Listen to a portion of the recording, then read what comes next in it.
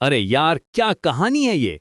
आज हम बात करने वाले हैं आई शैल सील द हेवंस के चैप्टर 9 की, जहां मेंग हाओ का सामना होता है अपनी पहली जिंदगी और मौत की लड़ाई से। ये चैप्टर है इम्पेशंस, फ्रस्ट्रेशन और सबसे बड़ी बात ट्रांसफॉर्मेशन का। तो चलिए देखते हैं कि कैसे एक स्कॉलर बनता है वॉरियर। सोचिए, एक मोमेंट आप पीसफुल स्कॉलर हैं, बुक्स पढ़ रहे हैं, कन्फ्यूशन आइडियल्स फॉलो कर रहे हैं, और अगले ही मोमेंट आपका सामना हो जाता है एक ब्लड थर्स्टी डीमन से। ये एग्जैक्टली वही सिचुएशन था जिसमें फंसा था हमारा मेंग हाओ। उसके हाथों में था मिस्टीरियस कॉपर मिरर, लेकिन उसे नहीं पता था कि इसकी रियल पावर क्या है। झाओ वुगांग अपने वेयर डीमन फॉर्म में था और उसकी हंसी पूरी हवा में गूंज रही थी। भाग, वो बोला फेरिशियस स्माइल के साथ। तो झाओ वुगांग के स्किल से नहीं बच सकता। उसकी आवाज में था कॉन्फिडेंस, पावर और एक टेरिफाइंग सर्टेनिटी कि मेंग हाओ अब फिनिश्ड है। उसके क्लॉज ग्लीम कर रहे थे मूनलाइट में, फैंग्स ड्रिपिंग कर रहे थे सलाइवा से, और उसकी आईज में था प्योर प्रेडेटरी हंगर। लेकिन मेंग हाओ के पास था कुछ और, ये मिस्टीरियस कॉपर मिरर जो अब तक सिर्फ एक पजल था। ये मिरर था एंशिएंट आर्टिफैक्ट, सेंचुरीज ओल्ड, और इसकी हिस्ट्री सोक्ड थी ब्लड में। पिछले विक्टिम्स के मेमोरीज अभी भी ट्रैप्ड थे इसके अंदर, और मेंग हाओ ने देखा था उन टॉर्चर्ड सोल्स को जो पहले इस मिरर के रात को फेस कर चुके थे। मेंग हाओ ने पहले भी देखा था ये डेमोनिक फॉर्म मिरर के अंदर, उन निक्टिम्स में से जो पहले इस मिरर का शिकार बन चुके थे। अब वो समझ गया था कि ये कोई ऑर्डिनरी फाइट नहीं है। झाओ वुगांग का ट्रांसफॉर्मेशन कंप्लीट था। Claws sharp enough to tear through steel, fangs capable of crushing bones, और वो ब्रूटल स्ट्रेंथ जो थर्ड लेवल की कंडेंसेशन के साथ आती है। कल्टिवेशन वर्ल्ड में थर्ड लेवल की कंडेंसेशन का मतलब था इमेंस पावर। नॉर्मल ह्यूमंस के कंपैरिजन में ये लेवल के वॉरियंस कर सकते थे सुपर ह्यूमन फीट्स। वो जंप कर सकते थे इनक्रेडिबल हाइट्स तक। उनकी स्पीड था लाइटनिंग फास्ट, और उनकी स्ट्रेंथ इनफ थी बड़े बोल्डर्स को क्रश करने के लिए। झाओ वुगांग इस पावर के साथ था एब्सोल्युटली कॉन्फिडेंट कि मेंग हाओ को डिफीट करना होगा चाइल्ड्स प्ले। मुझे लगता है, मेंग हाओ ने कहा, अपना हार्ट तेजी से धड़कता हुआ महसूस करते हुए, तुम्हें ये कॉपर मिरर पसंद आएगा। उसकी आवाज में था एक स्ट्रेंज कामनेस, जैसे स्टॉर्म से पहले की शांति। ये था वो मोमेंट जब डेस्टिनी चेंज होने वाली थी। झाओ वुगांग को कुछ समझ नहीं आया, लेकिन अगले ही मोमेंट उसकी दुनिया बदल गई। मिरर एक्टिवेट हुआ एक वे में जो था absolutely horrifying. Ancient inscriptions glow करने लगे एयरी लाइट से, और air itself seemed to vibrate with malevolent energy. Mirror की सरफेस पर अपीयर करने लगे स्ट्रेंज सिंबल्स जो पल्स कर रहे थे रिदमिक पैटर्न में। ये था वो मोमेंट जब सेंचुरीज ओल्ड पावर अनलीश हो रही थी। मिरर का ऑरा एक्सप्लोड हुआ झाओ वुगांग के बॉडी से, और जो स्क्रीम निकली उससे वो ब्लड कर्डलिंग थी। पेन का लेवल कुछ ऐसा था जो ह्यूमन इमेजिनेशन से बियॉन्ड था। ये नहीं था सिंपल फिजिकल पेन, ये था समथिंग डीपर, मोर प्राइमल, जो टच कर रहा था सोल को डायरेक्टली। झाओ वुगांग का राइट ईयर एक्सप्लोड हो गया श्रेड्स में, ब्लड स्प्रे करते हुए एयर में, और उसकी चीखें पूरे एरिया में एको कर रही थी। मेंग हाओ, वो चिल्लाया, लेकिन अब बहुत लेट था। मिरर का इफेक्ट था सिस्टमैटिक डिस्ट्रक्शन। पहले ईयर, फिर स्लोली स्लोली दूसरे बॉडी पार्ट्स। हर एक्सप्लोजन के साथ पेन का इंटेंसिटी बढ़ता जा रहा था एक्सपोनेंशियली। ये था टॉर्चर का एक फॉर्म जो डिजाइन था मैक्सिमम सफरिंग देने के लिए। झाओ वुगांग का पावरफुल वेयर डीमन फॉर्म, जो मोमेंट्स पहले था इनविंसिबल, अब था हेल्पलेस इस एंशिएंट पावर के सामने। उसके क्लॉज जो टीयर कर सकते थे स्टील को, अब फ्रंटिकली स्क्रैच कर रहे थे ग्राउंड को पेन में। उसके फैंग्स जो क्रश कर सकते थे बोन्स को, अब ग्राइंड हो रहे थे एग्नी में। लेकिन मेंग हाओ का हार्ट अभी भी कॉन्फ्लिक्टेड था। उसने कोशिश की थी स्मूथ थिंग्स आउट करने की। एल्डर ब्रदर्स हाओ, क्यों ना हम यहीं एंड कर दें? अगर तुम मुझे हार्ड टाइम नहीं दोगे तो मैं भी तुम्हें नहीं दूंगा। Happy ending. ये वर्ड्स थे जेन्युइन अटेम्प्ट एट पीस। मेंग हाओ का कंफ्यूजन अपब्रिंगिंग टीच करता था हार्मनी, कॉम्प्रोमाइज और पीसफुल रेजोल्यूशन। लेकिन झाओ वुगांग का रिस्पॉन्स था प्योर ईविल। कल्चरेशन वर्ल्ड में काइंडनेस ऑफन परसीव होती है वीकनेस के रूप में। स्ट्रॉन्ग प्रे करते हैं वीक पर, और मसी शो करना कंसिडर्ड होता है फुलिशनेस। झाओ वुगांग ने इंटरप्रेट किया मेंग हाओ की पीस ऑफर को फियर के रूप में, और इसने बढ़ाया उसका एरोगेंस। तू छोटा बास्टर्ड, झाओ वुगांग चिल्लाया था। आज मैं सिर्फ तुझे नहीं मारूंगा, मैं माउंटेन से नीचे जाकर तेरे फैमिली को भी मार दूंगा, तेरे पूरे क्लैन को ह्यूमिलिएट करूंगा। ये वर्ड्स थे जिन्होंने मेंग हाओ के अंदर कुछ बदल दिया। फैमिली के अगेंस्ट थ्रेट्स, ये था वो लाइन जो क्रॉस नहीं होनी चाहिए थी। फैमिली का कॉन्सेप्ट था सेक्रेड फॉर मेंग हाओ। चाइनीज कल्चर में फैमिली ऑनर और प्रोटेक्शन है पैरामाउंट इंपॉर्टेंस का। पेरेंट्स ने सैक्रिफाइस किया था उसके एजुकेशन के लिए, सिबलिंग्स ने सपोर्ट किया था उसके ड्रीम्स को, और एंसेस्टर्स ने बिल्ड किया था फाउंडेशन जिस पर वो खड़ा था। इन सब को थ्रेटन करना था अल्टीमेट इंसल्ट। मैं तेरे पूरे फैमिली को किल कर दूंगा, फिर तेरे पूरे क्लैन को एलिमिनेट कर दूंगा। मैं सबको ऐसा पेन फील कराऊंगा, फिर उन्हें स्क्रीमिंग में डाई करने दूंगा। झाओ वुगांग की ये थ्रेट सुनकर मेंग हाओ के अंदर मर्डरस इंटेंट शाइन कर गया। अब ये सिर्फ सर्वाइवल की बात नहीं थी, ये था जस्टिस का मैटर। ये था turning point. Confusion ideals teach करते हैं फॉरगिवनेस, लेकिन वो भी रिकॉग्नाइज करते हैं कि कभी-कभी राइचियस एंगर नेसेसरी होता है। जब इनोसेंट्स को थ्रेटन किया जाता है, जब फैमिली को हार्म करने की बात आती है, तब इवन जेंटल सोल्स को ट्रांसफॉर्म होना पड़ता है प्रोटेक्टर्स में। मैंने तुम्हें फेस दिया और तुमने इग्नोर किया, मंग हाउ ने कहा गैस्पिंग। अब कॉपर मिरर का फुल पावर अनलीश हो रहा था और जाओ वूगांग का बॉडी सिस्टमैटिकली डिस्ट्रॉय हो रहा था। पेन का लेवल बढ़ता जा रहा था और हर मोमेंट के साथ जाओ वूगांग की स्क्रीम्स और भी हॉरिफिक होती जा रही थी। मिरर का इफेक्ट था कुछ जो डिस्क्रिप्शन से बियॉन्ड है। ये नहीं था क्विक डेथ, ये था prolonged agony designed to break spirit completely. Ancient craftsman ने क्रिएट किया था इस आर्टिफैक्ट को मैक्सिमम साइकोलॉजिकल इंपैक्ट के साथ। जाओ वूगांग का बॉडी पार्ट्स एक एक करके एक्सप्लोड हो रहे थे। ब्लड पेंटिंग कर रहा था सराउंडिंग रॉक्स को, और वो पेन जो वो फील कर रहा था वो था अनइमेजिनेबल। फाइनली उसकी डेथ हुई एक वे में जो था एब्सोल्युटली हॉरिफिक, लेकिन मंग हाउ के लिए ये था नेसेसरी इविल। जाओ वूगांग का लास्ट स्क्रीम एको हुआ माउंटेन्स में, और फिर साइलेंस, कंप्लीट एब्सोल्यूट साइलेंस, जो था मोर टेरिफाइंग देन सारी स्क्रीमिंग। डेथ के बाद मैंग हाउ का रियल स्ट्रगल शुरू हुआ। उसके कन्फ्यूशन बिलीव्स कह रहे थे कि किलिंग रॉन्ग है। कन्फ्यूशनिज्म की एटिकेट, हैप्पीनेस, काइंडनेस और जस्टिस और इसकी सर्च फॉर ट्रुथ डिमांड करती है कि किलिंग से बचा जाए, लेकिन सेट कहता है strong shall prey on weak. अब मैं समझ गया हूं इस सेइंग की ट्रुथ, लेकिन एक्चुअली प्रैक्टिस में पुट करना डिफरेंट है। ये था फिलॉसफिकल क्राइसिस का मोमेंट। सारी लाइफ उसने स्टडी किया था कन्फ्यूशन टेक्स्ट्स, मेमोराइज किया था टीचिंग्स अबाउट बेनिवोलेंस, राइटियसनेस और मॉरल कल्टिवेशन, लेकिन अब रियलिटी था डिफरेंट। कल्टिवेशन वर्ल्ड ऑपरेट करती थी डिफरेंट रूल्स पर, जहां स्ट्रेंथ था अल्टीमेट आर्बिट्रेटर ऑफ जस्टिस।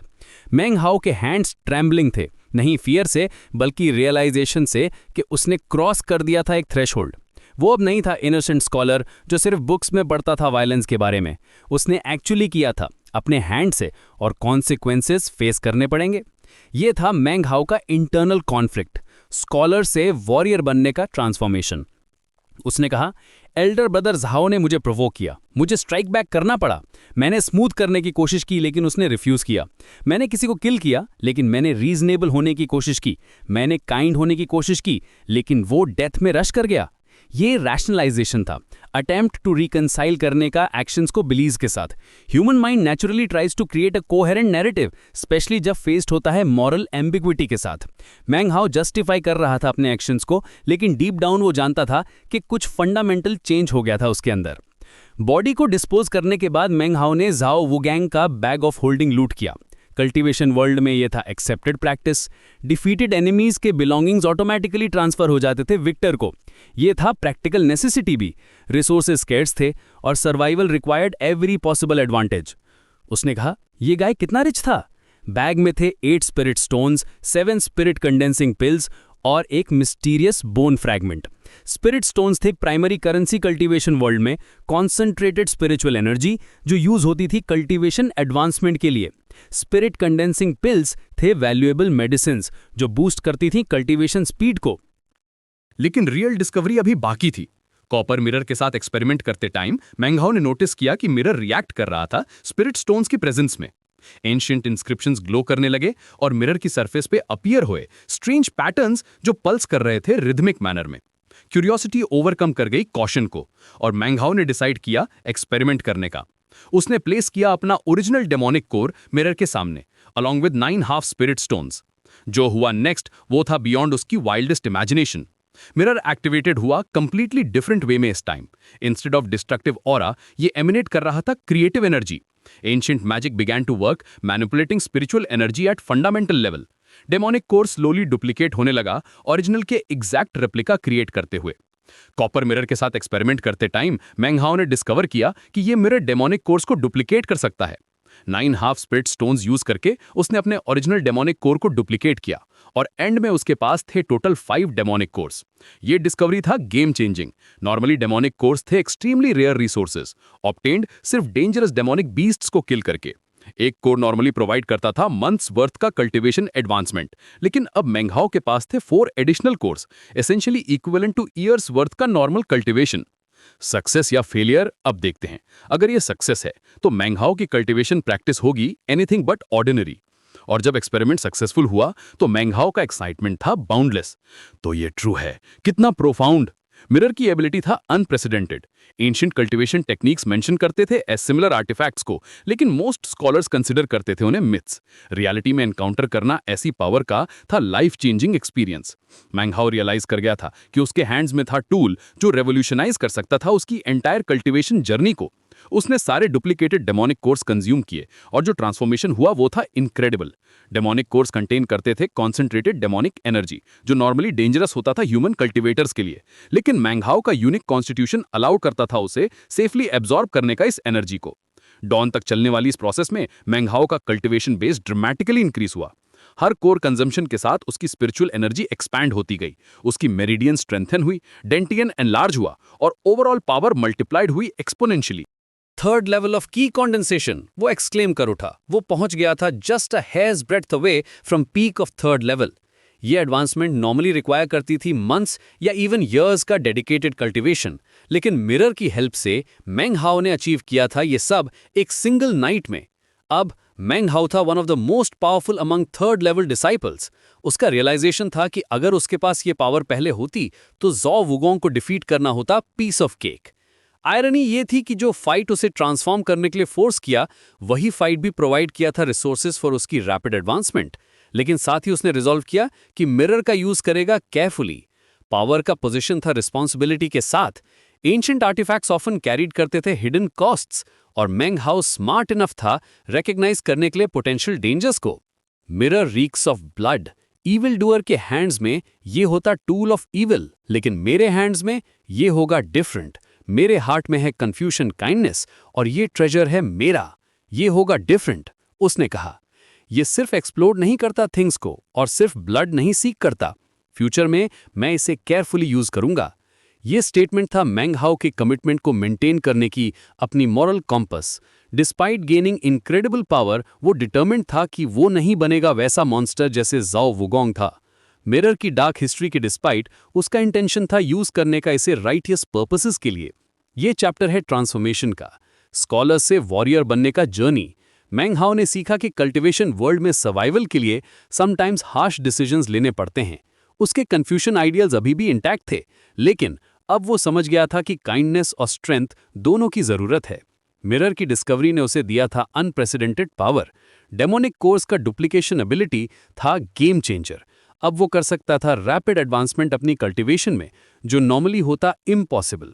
ये था वो मोमेंट जब मेंगहाओ रियलाइज करता है कि उसका पाथ होगा एक्स्ट्रा ऑर्डिनरी। ज़ॉ वुगोंग के थ्रेट्स ने मेंगहाओ को सिखाया था कि समटाइम्स वायलेंस ही होता है ओनली सोल्यूशन। फैमिली के प्रोटेक्शन के लिए, अपने वैल्यूज के प्रोटेक्शन के लिए कभी कभी हार्श एक्शन लेना पड़ता है। ये था मॉरल डायलेमा का रेजोल्यूशन, काइंडनेस और स्ट्रेंथ का बैलेंस। चैप्टर का एंड होता है मेंगहाओ के नए रिजॉल्व के साथ। वो समझ गया था कि कल्टीवेशन वर्ल्ड में सर्वाइव करने के लिए उसे अपने स्कॉलर मेंटालिटी को अडॉप्ट करना होगा। मिरर था उसका टूल, लेकिन उसका हार्ट अभी भी था काइंड। ये कॉम्बिनेशन बनाता है उसे यूनिक, पावरफुल लेकिन कंपैशनेट। डॉन के साथ मेंगहाओ का ट्रांसफॉर्मेशन कंप्लीट हुआ था। वो अब था third level disciple with unprecedented power, लेकिन साथ ही वो था स्टिल द सेम पर्सन जो बिलीव करता था काइंडनेस में। मिरर की ब्लड सोक्ड हिस्ट्री के बावजूद उसने डिसाइड किया था कि वो इसे यूज करेगा डिफरेंटली। ये चैप्टर दिखाता है कि ग्रोथ कभी-कभी आती है पेनफुल एक्सपीरियंसेस से। मेंगहाओ का फर्स्ट किल था ट्रॉमेटिक, लेकिन ये भी था नेसेसरी स्टेप उसके जर्नी में। कॉपर मिरर की डिस्कवरी ने उसे दिया था टूल्स फॉर रैपिड एडवांसमेंट, लेकिन साथ ही रिस्पॉन्सिबिलिटी भी कि इसे यूज करे वाइजली। इम्पेशंस और फ्रस्ट्रेशन से शुरू हुआ ये चैप्टर एंड होता है रेजोल्यूशन और न्यू डिटर्मिनेशन के साथ। मेंगहाओ अब था रेडी फॉर व्हाटएवर चैलेंजेस आने वाले थे, क्योंकि उसके पास था पावर, विजडम और मोस्ट इंपॉर्टेंटली वो मॉरल कंपस जो गाइड करेगा उसे राइट पाथ पर। तो ये था चैप्टर 9 का इनक्रेडिबल जर्नी, स्कॉलर से वॉरियर बनने का, मॉरल कॉन्फ्लिक्ट से रेजोल्यूशन तक का और वीकनेस से स्ट्रेंथ तक का। मेंगहाओ का ट्रांसफॉर्मेशन है प्रूफ कि समटाइम्स हमें अपने कंफर्ट जोन से बाहर निकलना पड़ता है, अपने बिलीफ्स को चैलेंज करना पड़ता है, तब जाके हम डिस्कवर करते हैं अपनी ट्रू पोटेंशियल।